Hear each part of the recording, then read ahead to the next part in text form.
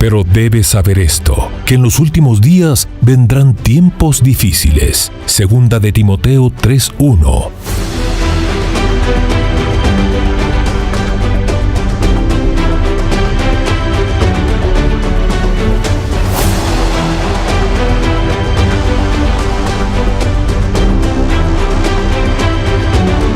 Mas para vosotros los que teméis mi nombre, nacerá el sol de justicia, y en sus alas traerá salvación. Malaquías 4:2. Bienvenidos a El Reloj de Dios. Las noticias actuales con el enfoque bíblico que muestra nuestro tiempo y ubicación. El enfrentamiento entre palestinos y la policía israelí en la explanada de las mezquitas. A medida que la guerra continúa, el número de personas que huyen. Pero la pregunta del $1.000.000 es ¿por qué mucha gente cristiana no ama la venida del Señor?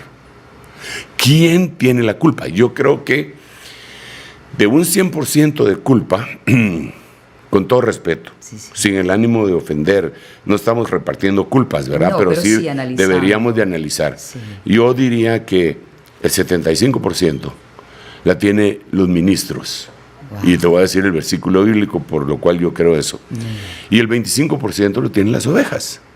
Claro. Porque estas ovejas que estamos hablando no son ovejas, no son animalitos torpes y irracionales. Estas ovejas son humanos inteligentes.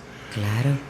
Así. Que tienen la capacidad de leer, que tienen la capacidad de orar, que tienen la capacidad de buscar, que tienen la capacidad por el Espíritu Santo de lograr discernir si lo que se les está diciendo es cierto o no, al chequearlo en la Biblia. Ahora, si ellos quieren permanecer ciegos, ese es su 25%, pero yo me recuerdo de cómo David, prototipo de Jesucristo, nuestro Señor, le dice a Mefiboset, aquel hombre que estaba lisiado de sus piernas porque la sierva lo había botado cuando él tenía 5 años y lo había dejado lisiado. ¡Qué casualidad!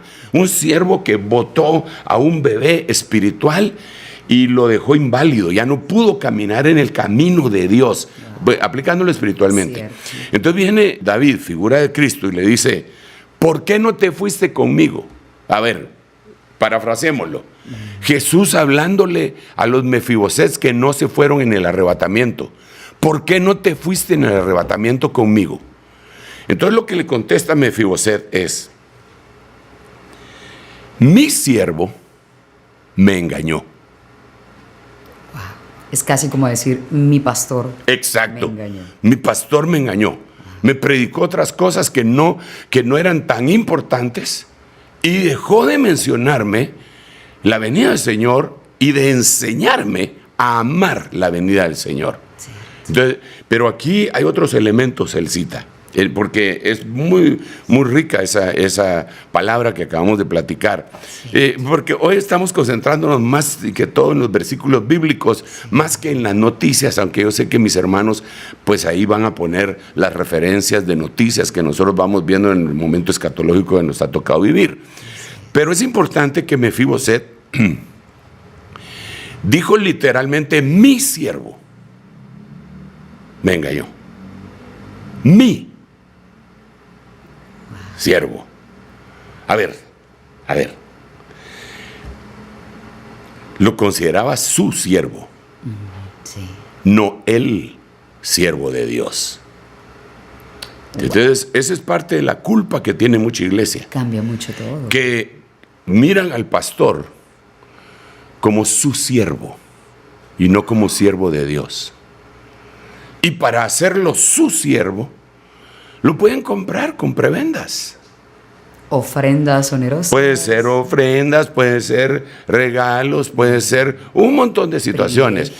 Y entonces, y le dicen, yo estoy aquí apoyándolo. Pero el ministro realmente no necesita las ovejas para que lo apoyen. A nosotros nos mandó el Señor para ministrarlas, enseñarles, vestirlas, liberarlas, quitarle los parásitos externos e internos, ungirlas y guiarlas.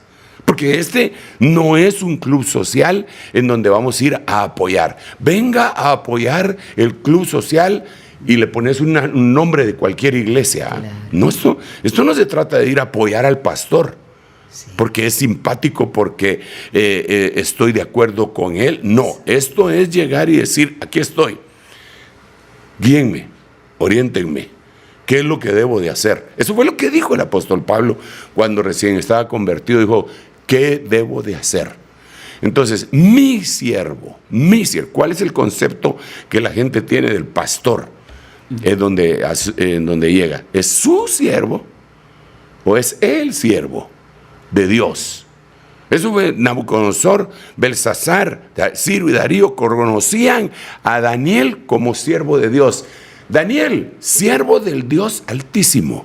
Claro, no mi siervo. No mi siervo. Y eso que eran reyes de horca y cuchillo.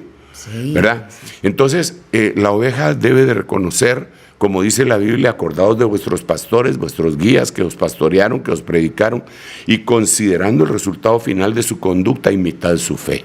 Wow. Apóstol, y de todo lo que dijo que un pastor debe hacer, de alimentar, desparasitar y hacer varias cosas con una oveja, ¿qué es lo que los siervos de hoy en día dejaron de hacer con las ovejas, que está llevándoles a que ya no crean en la segunda venida del Señor o que le dejaran de esperar? Bueno, yo no podría generalizar. Generalizar es malo, ¿eh? Incluso existe una falacia, la generalización apresurada, y que yo no quiero caer en eso, no quiero ser absolutista. Sin embargo, sí hay un buen grupo de siervos que tienen otros intereses. Es decir, que en vez de predicar el reino de Dios, predican su reino, su denominación, su iglesia, su ministerio. Y entonces cuando hacen eso, o tienen otros intereses, así rapidito, yo no estoy en contra de construcción de iglesias, claro, de templos. Se necesita, se necesita tener un buen lugar en donde alabemos al Señor, y cuando llueva no nos interrumpa el ruido de la lluvia sobre la lámina, sino que tengamos ni que caigan las goteras. Las goteras, le voy a sí, decir, pues, o sea, necesitamos eso, pero Dios no nos mandó a construir templos, sino a edificar a la iglesia.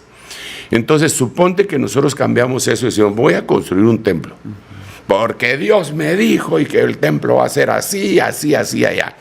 Y para construir el templo vamos a necesitar varios millones de quetzales o de dólares. Entonces, ahí se puede empezar a perder la visión, porque entonces, incluso si vas a hacer un culto, va a estar pensando la gente en el presupuesto de lo que va a sacar ahí para su visión. Cierto. Yo no lo creo así. Yo creo que cuando Dios da una visión, también da la provisión. Claro. ¿Verdad? Entonces, creo que uno de los problemas que tenemos es eso, que mucha gente, bueno, o algunas personas, tratan de ministrar su ministerio, de meter su ministerio, su reino. Como sus ideas, nada de... Sí, bueno, dentro de eso tendría que estar sus ideas.